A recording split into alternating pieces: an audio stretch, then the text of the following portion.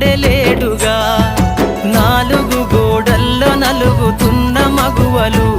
ఈ సమాజంలో లెక్కలేని చావులెందరో నాలుగు గోడల్లో నలుగుతున్న మగువలు ఈ సమాజంలో లెక్కలేని చావులెందరో పుడమి తల్లిరా పురుడోస జన్మరా ఆడ బ్రతుకులో నేడు విలువ ఏదిరా ఆడదంటేనే